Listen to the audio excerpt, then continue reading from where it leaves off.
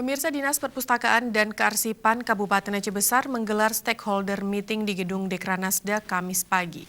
Pertemuan dihadiri para keci atau kepala desa dan pengelola perpustakaan Gampung di Aceh Besar.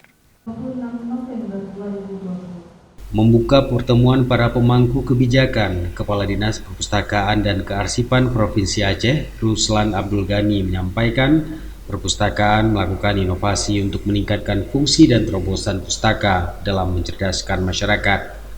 Dirinya juga menyebut pihak pemerintah Gampung dan pengelola pustaka dapat menggunakan dana desa untuk meningkatkan fasilitas dan koleksi buku bacaan perpustakaan serta peningkatan SDM pengelola pustaka.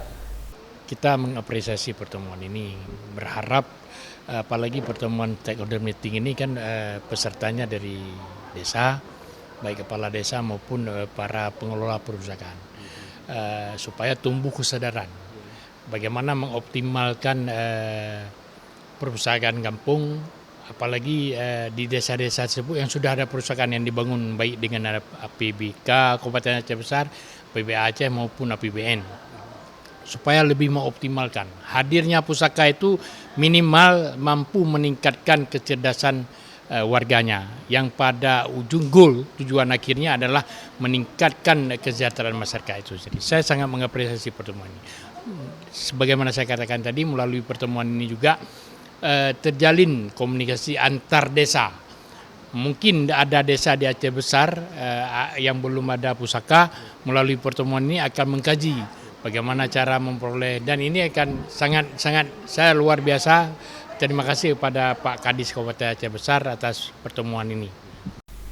Sementara itu, Kepala Dinas Perpustakaan dan Kearsipan Kabupaten Aceh Besar, Fazlun, menyampaikan melalui pertemuan ini akan terjalin silaturahmi antar pengelola perpustakaan di tingkat Gampung, sehingga muncul pikiran dan ide untuk memajukan perpustakaan dalam menanggulangi kemiskinan, mendorong masyarakat yang stabil, aman, dan adil bagi masyarakat sebagai tujuan utama pembangunan.